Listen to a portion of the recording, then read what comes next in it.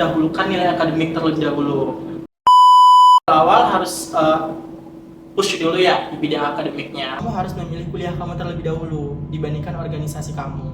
Manajemen waktu ini didapatnya nggak sewaktu-waktu, Nura, dengan pengalaman, dengan Ada kegagalan seperti itu, gimana nih cara Bang Aul mengatasinya?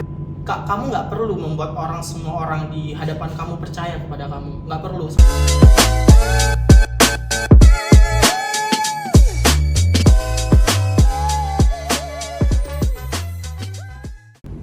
Halo Himavers, selamat datang di Farmasi Talk. Gimana kabarnya hari ini? Semoga tetap semangat ya. Ya mungkin ada yang dikejar deadline tugas, kayak praktikum atau laprak-laprak yang belum terselesaikan. Nah, pada kali ini kita dari teman-teman Hima, kita akan berbincang-bincang mengenai gimana sibuknya kita, baik itu di akademik maupun non-akademik. Nah, di sini aku nggak sendirian nih. Sebelumnya perkenalkan, nama aku Nura. Nah, di sini kita akan kedatangan narasumber, seorang mahasiswa yang sangat-sangat keren.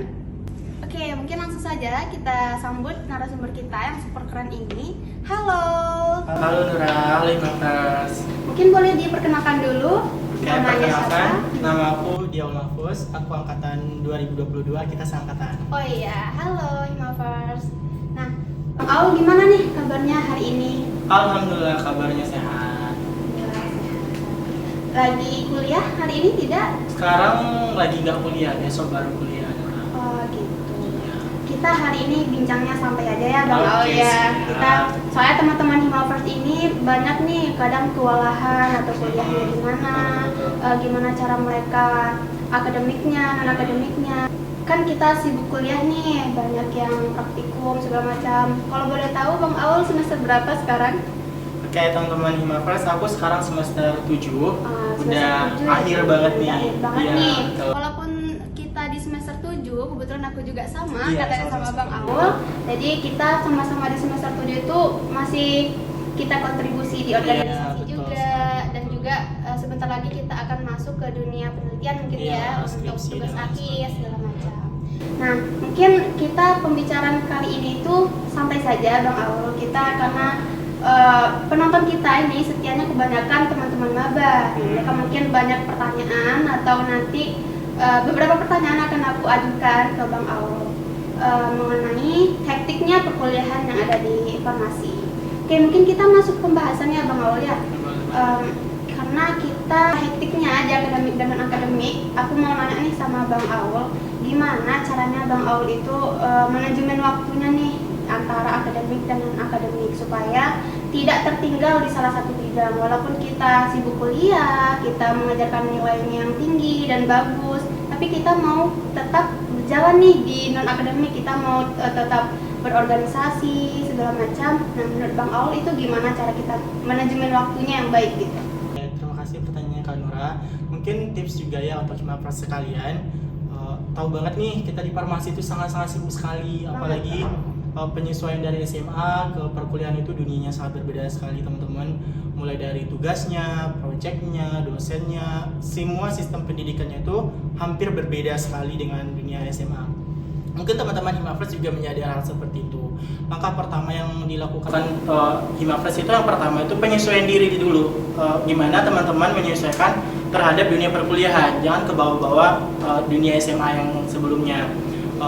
Sebelum masuk ke sini tuh, aku ingat banget nih Nura, kita kemarin pas di Hasimaru pernah dibahas tentang skala prioritas. Iya. Iya betul kan? Pas waktu itu skala prioritas yang paling penting itu akademik dulu Nura. Akademik. Karena kita memang mengejar nilai akademik dan kita sekarang berkuliah di akademik, maka apapun yang terjadi memang akademik harus kita prioritaskan dengan catatan tidak menyampingkan dunia non akademik sendiri. Jadi memang harus selalu beriringan, akademik di depan, di sampingnya ada non akademik gitu ya Himavers. Jadi teman-teman nggak ada alasan kayak akademik dulu nih, organisasi nggak usah, nggak ada ya seperti itu. Karena apa? Di dunia kerja juga nanti takutnya public speaking juga bakalan kepakai juga kan. Kalau teman-teman Himavers nggak ikut organisasi, otomatis public speakingnya juga bakalan kurang baik gitu, problem solvingnya juga kurang merata gitu. Nah, tips yang pertama, selalu mendahulukan nilai akademik terlebih dahulu. Mulai dari ngerjain laporan, pretest, presentasi dipersiapkan dan lain sebagainya. Mungkin di awal-awal harus push dulu ya di bidang akademiknya. Agar apa? Agar semester 1 itu berkaitan dengan semester 3 nantinya. Jadi harus matang di semester 1 agar nggak kewalahan di semester 3-nya. Tapi dengan catatan juga, teman-teman kan di SMA juga kalau seandainya udah punya organisasi, udah punya bekal juga nih di organisasi selanjutnya. Kami berharap banget buat teman-teman yang punya bekal di SMA itu bisa diteruskan di kuliah juga. Nah, terus kalau seandainya memilih ada kejadian nih, kan yang ditakutkan Himafers itu ada suatu kondisi bang, dimana kuliah iya juga, organisasi iya juga gitu, pilih yang mana gitu. Yang pertama yang harus kamu, kalau seandainya sejalan waktunya sama, kamu harus memilih kuliah kamu terlebih dahulu dibandingkan organisasi kamu. Terus kalau seandainya kamu pemimpin di organisasi kamu ini, kamu pemimpin, kamu kuliah juga iya, kan sebelum ada organisasi itu kamu bisa berkontribusi terlebih dahulu. Contoh harinya hari Selasa acaranya nih, sementara hari Selasa itu kamu kuliah, dari hari Senin kamu harus mempush agar apa, agar tim kamu tuh mateng. Jadi ketika kamu tinggalkan tim kamu gak kewalahan gitu. Kan kamu ninggalinya cuma beberapa jam, gak seharian kamu tinggalin. Selesai kamu kuliah, kamu kembali lagi ke tim kamu.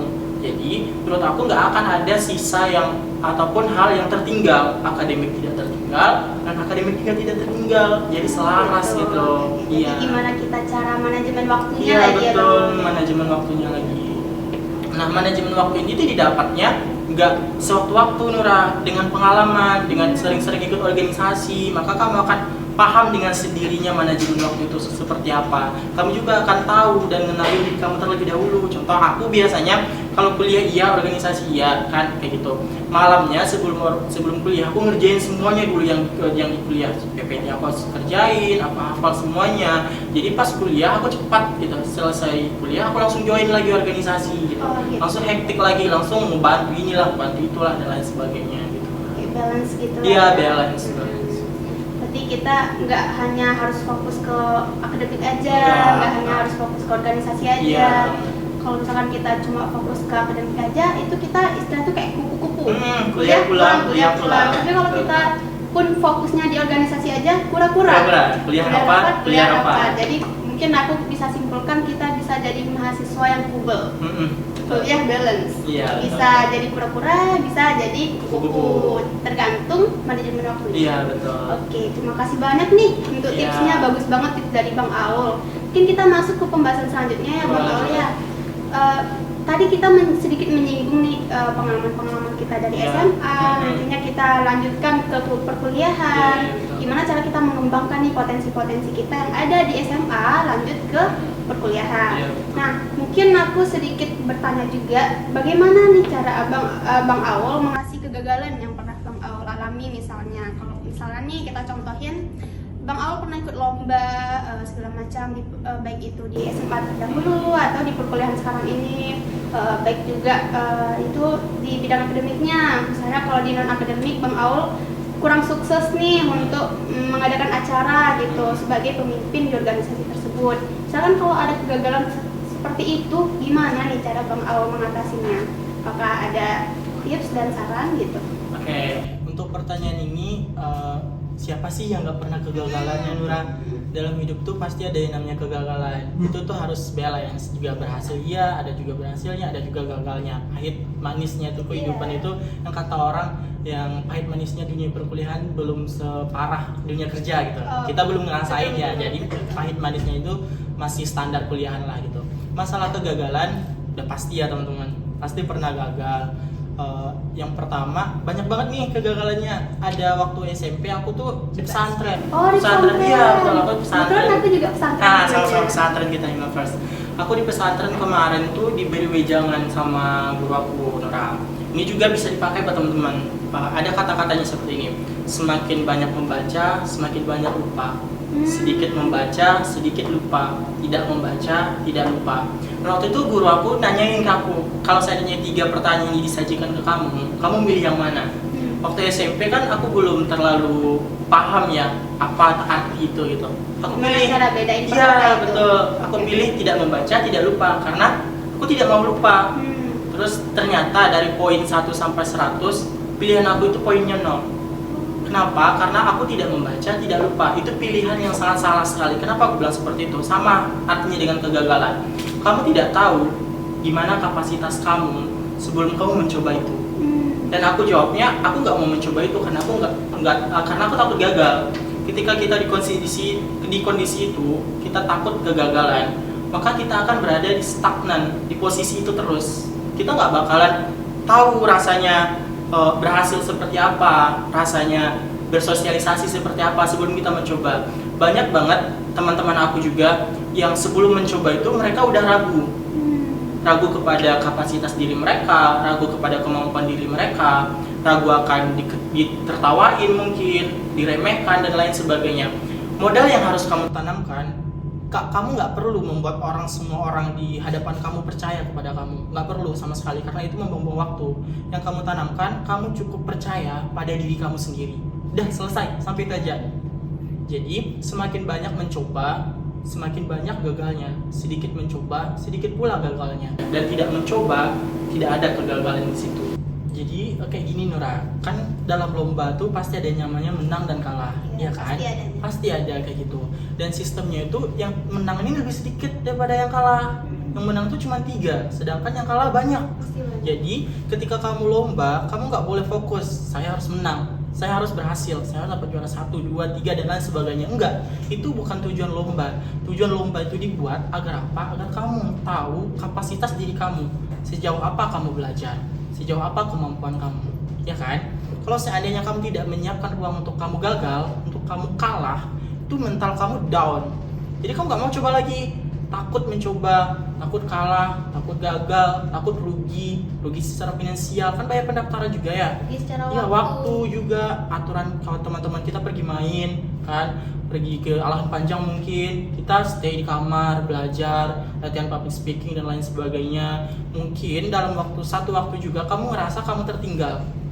Orang have fun kemana-mana, main sama teman-temannya, sementara kamu fokus ke diri kamu sendiri, fokus belajar. Mungkin menurut kamu sekarang kamu tertinggal, tapi ketika kamu berhadapan langsung sama mereka yang pergi main, kamu yang di kamar dengan belajar ya, notabene, kamu bakal jauh lebih maju daripada mereka. Karena apa? Karena kamu tahu kualitas diri kamu. Public speaking kamu udah tahu sebagus apa, kamu udah prepare kepada diri kamu sendiri dan lain sebagainya. Bukan aku menyampingkan pertemanan, enggak. Kamu bisa kok setelah kamu belajar, kamu bisa main sama teman kamu dan lain sebagainya kan, kayak gitu. Oh gitu. Jadi dari tips Bang Aul ini, nggak apa-apa kita gagal. Nggak apa-apa, nggak apa-apa banget.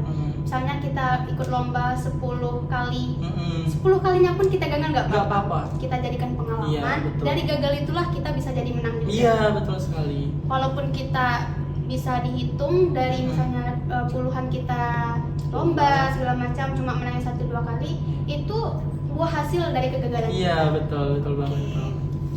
Jadi sangat-sangat menarik untuk pembahasan kita kali ini ya. Bang Aul boleh ada snacknya, boleh iya, sekalian minum, boleh sekalian makan karena kita ngobrol santai iya, aja. betul. Nah, jadi Bang Aul, teman-teman Himavers kita ini ada beberapa dari teman-teman kita yang mengajukan pertanyaan. Kita membuka Q&A di Instagram kita. Ada mungkin beberapa pertanyaan yang akan aku ajukan ke Bang Aul, mungkin boleh nanti dijawab juga. Sembari minum, makan mungkin boleh. Nah, kita masuk ke pertanyaan pertama ya Bang Aul ya. Di sini dari kapan Bang Aul jadi aktivis kampus Baitur Rahmah dan apa pengalaman yang paling menarik bagi Bang Aul untuk menjadi aktivis kampus ini? Oke. Silakan dijawab boleh. Dari kapannya itu dari semester 3 kalau tidak salah. Awal semester 3 kan Nura. Waktu itu pertama kali ikut lomba esai. Disclaimer banget buat teman-teman, aku kemarin tuh nggak pernah lomba esai dari aku SMA, sama sekali nggak pernah. Aku biasanya lomba kalau nggak debat, olimpiade, yang kayak olimpiade SMA dan lain sebagainya. Aku biasanya lomba yang ikut. Oke Bang Aul, terima kasih banyak nih tips dan sarannya untuk pembahasan kita kali ini. Nah, selain pembahasan kita yang udah kita siapkan nih Bang Aul, kita juga membuka Q&A. Mungkin boleh, silakan. Oke, untuk pertanyaan pertama itu dari kapan dulu ya? Dari kapan itu kalau aku nggak salah itu dari awal semester 3 Nura. Awal semester 3 aku pertama kali lomba itu lomba esai ilmiah waktu itu diadakan oleh Seiza Saintika Kota Padang juga. Disclaimer buat teman-teman, kalau seandainya aku tuh nggak pernah lomba esai sebelumnya. Jadi aku memang pertama sekali mencoba gimana sih, kan aku pengen tahu nih, aku anaknya pengen tahu Nura, aku pengen tahu bukan pengen tahu tentang orang lain tapi tentang aku sendiri. Iya, aku pengen tahu sejauh mana aku bisa menulis, sejauh mana analisa aku dan lain sebagainya gitu. Jadi aku ikutlah waktu itu lomba esai di Saitsa Saintika sama tim waktu itu bertiga, dan waktu itu alhamdulillahnya menang juga, juara 3 waktu itu. Jadi yang kedua lanjutlah seterusnya aku ikut duta genre Kota Padang, terus lanjut juga esai juga lagi dan lain sebagainya.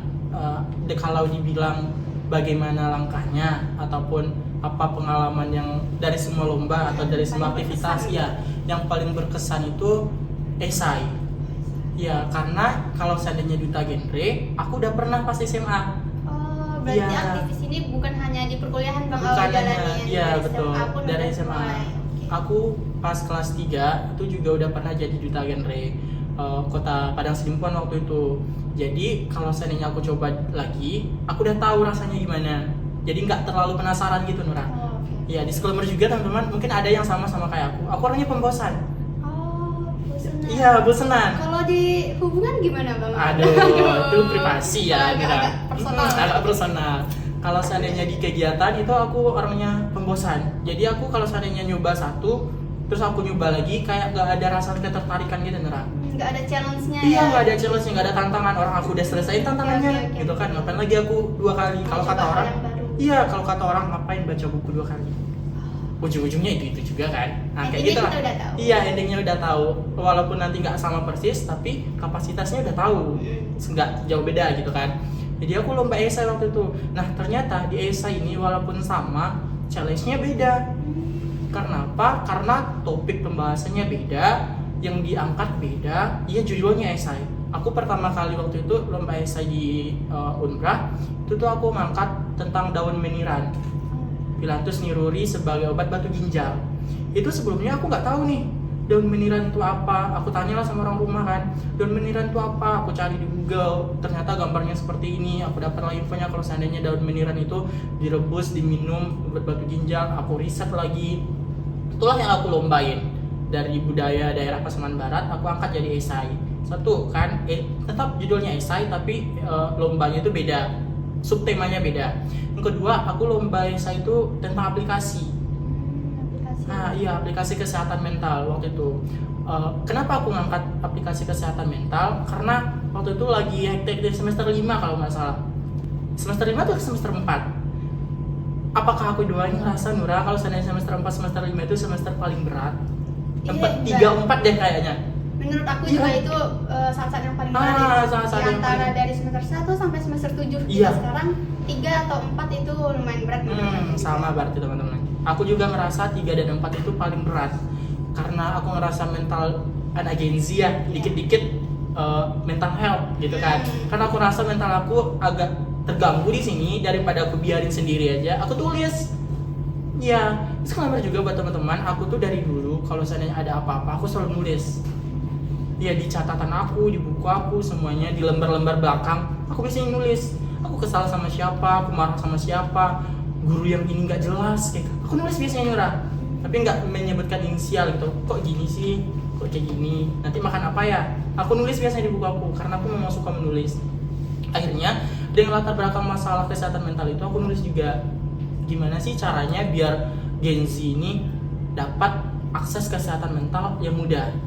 Akhirnya timbullah sebuah aplikasi, karena semua anak muda tuh kan punya gadget, punya HP, ya kan. Daripada kita pergi ke psikolog mungkin jauh kan ya, terus nggak semua orang juga punya waktu untuk ke psikolog, jadi lebih baik menggunakan aplikasi aja. Itulah aku angkat esai aku.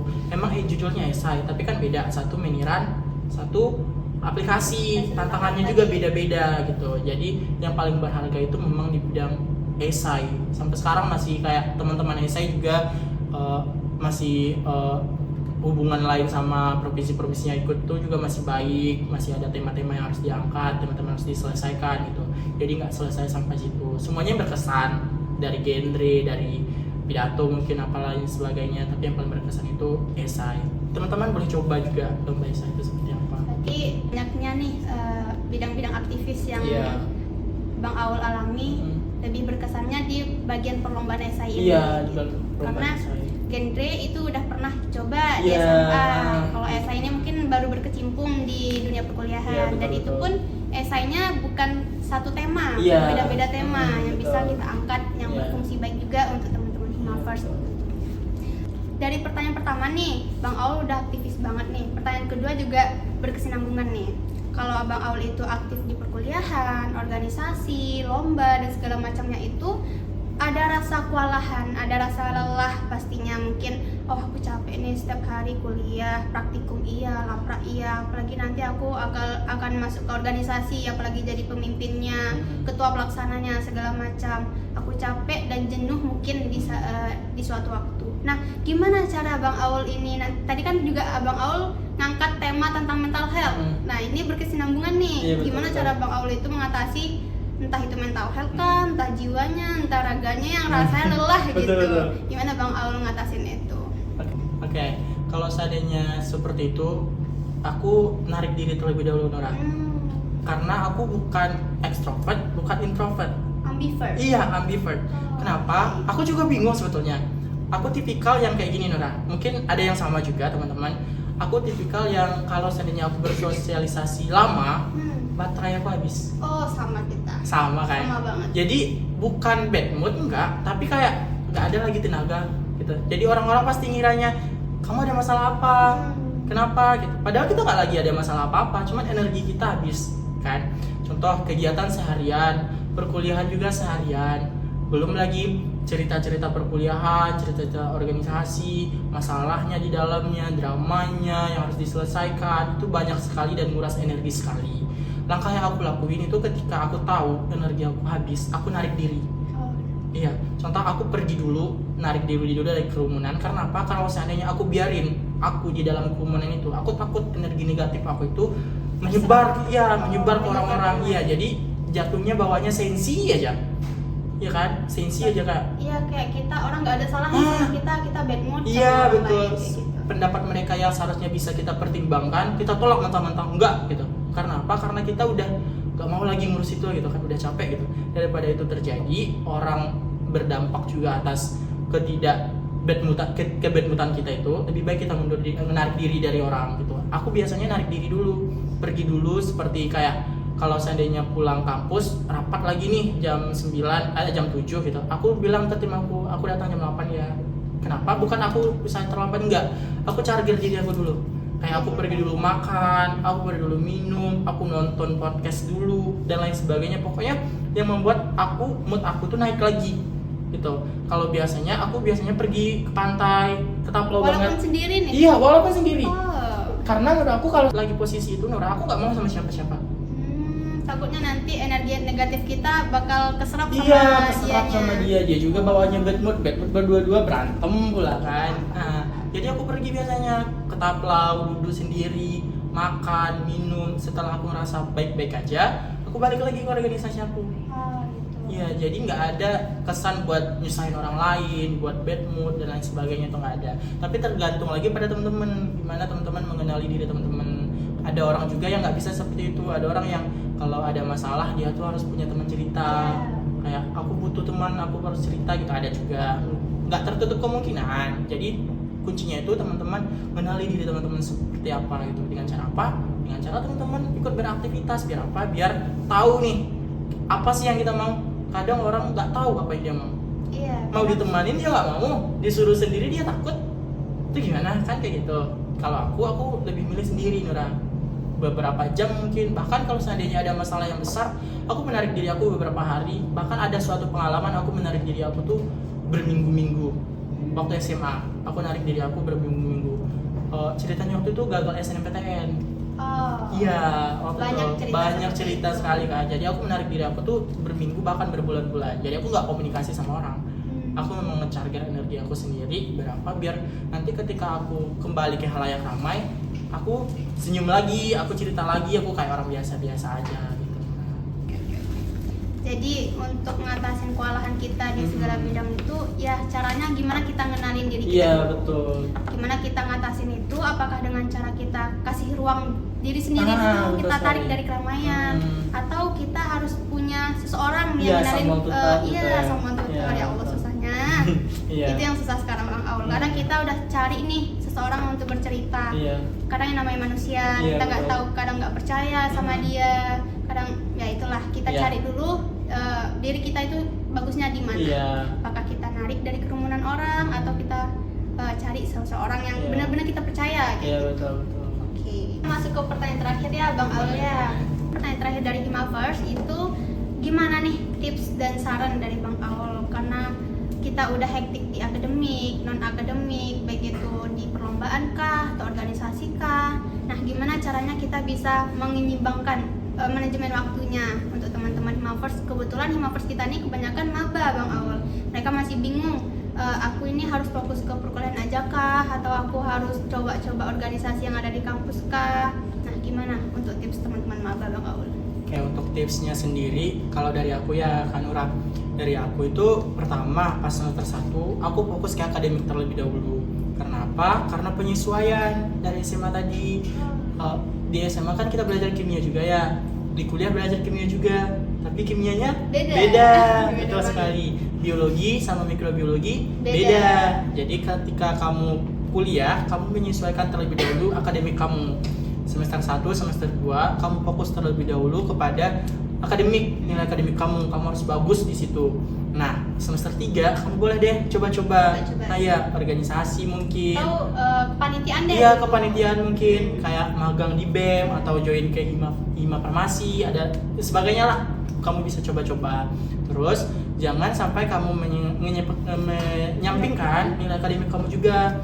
Yang ke semester 4 kamu harus coba-coba juga seperti latihan public speaking.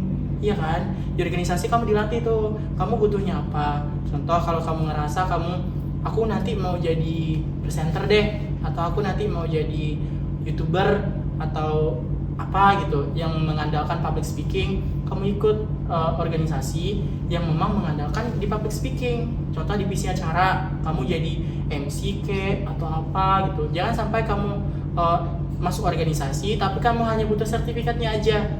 Wow.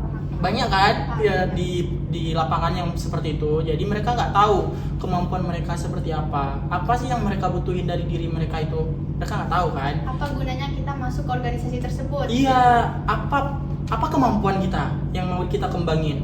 Makanya banyak banget, ataupun keluarga aku selalu nekanin seperti ini, Nora. Sebelum kamu belajar matematika, sebelum kamu belajar kimia dan lain sebagainya, kamu harus belajar terlebih dahulu memahami diri kamu sendiri. Seperti apa kamu maunya apa, kamu butuhnya apa. Itu nggak bisa kita cari orang lain. Contoh dia jalannya seperti ini, kita ikutin. Sementara mau kita nggak seperti itu, bertolak belakang nanti. Jadi kamu harus tahu dulu kamu maunya apa, kamu butuhnya apa, baru cari ruangnya. Jangan sampai kamu udah duduk di situ baru kamu pikirin, sepertinya aku butuhnya ini deh. Enggak, sebelum kamu masuk ke situ kamu udah tahu kamu butuhnya apa. Toh aku kemarin tuh kurang bagus di leadership, kepemimpinan. Aku masuk di divisi acara, aku ngejar koornya tuh. Aku kejar koornya biar apa? Biar aku tahu semampu apa sih aku di leadership ini. Setelah aku tahu, aku matengin lagi, aku belajar lagi dari kesalahan-kesalahan dan lain sebagainya. Tapi tidak menyampingkan nilai akademik aku. Malamnya aku belajar, siangnya aku organisasi gitu. Nah, tips yang kedua, kamu harus banyak-banyak relasi menurut aku. Jangan malu belajar. Untuk di dunia perkuliahan, kamu nggak boleh malu bertanya. Ya kan? Kamu nggak boleh malu bertanya. Kalau misalnya kamu malu bertanya, sesat di jalan. Contoh, kita nggak tahu sekecil apapun orang tentang pelajaran kah, tentang organisasi kah, kita harus tanya. Kan banyak nih yang berpengalaman. Tanya kepada mereka gimana mereka kemarin di situ, apa aja masalahnya, entah nanti sama plek sama masalah kita gitu kan. Terus cara penyelesaian mereka kemarin gimana, kamu pertimbangkan lagi dengan kualitas diri kamu sendiri, seperti itu Nora. Oh gitu. Iya. Jadi tipsnya yang pertama itu kita harus kenalin diri Iya, kita dulu. itu lagi kan. Kayak kita mau masuk ke organisasi hima, kita Iya, betul. bagusnya posisi kita di mana? Iya, Seperti betul, itu. betul, betul. Jadi kita lihat teman ikut organisasi, aku ikut dong. Iya, Nah, itu betul. sepertinya nggak Iya, bisa nggak ya. bisa. Kita harus tahu diri kita, kapasitasnya di mana. Pun di organisasi tersebut itu kan ada departemen-departemennya, Iya, betul. divisi-divisinya. Kita harus tahu kapasitas kita bagusnya di mana nih? Entah kita bagusnya di SDM-nya kah atau di Medkominfo-nya kah, Iya, kayak betul. gitu. Tips yang kedua, kita jangan malu bertanya. Iya. Malu bertanya sesat di jalan. Iya, betul. Karena banyak dari sebelum kita itu pengalaman yang banyak juga, kita banyak tempat bertanya lah istilahnya Iya, betul gitu. sekali. Jadi kita nggak tiba-tiba nyemplung aja di organisasi. Iya, nggak bisa. Jadi mungkin untuk teman-teman maba yang masih semester 1, semester 2 yang mau coba-coba masuk ke dunia organisasi, cobalah kenalin diri dulu. Gimana kita bagusnya di organisasi ini. Terus dengan teman-teman, kakak-kakak tingkat yang punya pengalaman banyak tentang organisasi, kita boleh bertanya-tanya dulu, Kak, bagusnya aku tuh bidang aku di sini, bagusnya aku di mana ya organisasi ini, seperti itu. Oke, mungkin ini udah yang terakhir ya Bang Aul ya. Iya. Kita udah selesai pembahasan kita, udah lumayan lama, udah hampir 40-an menit kita untuk podcast ini. Pertanyaan-pertanyaan dari Himavers sudah kita jawab. Nah, mungkin untuk podcast kali ini nih Bang Aul, ada pesan nggak untuk teman-teman yang nonton nantinya? Gimana Bang Aul? Silakan. Untuk pesannya untuk Himavers wajib nonton nggak sih Kak Nura? Oh, wajib banget. Wajib kan? Kenapa? Karena kita di sini tuh menceritakan pengalaman kita yang notabene kita satu jurusan, kita Iya, satu satu kampus. Jadi nanti kalau seandainya teman-teman ada suatu masalah yang sama seperti aku, seperti Kak Nura, bisa ambil tips dan triknya dari kita bersama gitu. Terus juga untuk saling support lah, nah Kak Nura, ya kan, dari kita, oleh kita, untuk kita. Seperti itu Kak Nura. Oke, teman-teman Himavers, jadi itu tadi pesan dari Bang Aul. Mungkin kalian harus wajib nih nonton podcast kita kali ini, karena dari podcast inilah semua pertanyaan yang kalian ajukan itu terjawab. Gimana kalian jalanin perkuliahan, baik itu di akademik maupun non akademik. Nah, jadi cukup dulu podcast kita kali ini. Nanti kita akan lanjut ke podcast dan narasumber yang hebat pastinya. Oh ya, di awal tadi aku lupa nih, Bang Aul ini adalah seorang mahasiswa, aktivis kampus, sebagai duta kampus, duta mahasiswa berprestasi di Universitas Baitur Rahmah. Jadi bukan kaleng-kaleng juga narasumber yang kita undang untuk podcast kali ini. Mungkin bisa ditunggu untuk narasumber selanjutnya, itu juga nggak kalah keren. Oke, sampai di sini dulu podcast kita. Terima kasih udah dengerin. Stay produktif dan jangan lupa untuk keseimbangannya, baik itu akademik maupun non akademik. Stay tune.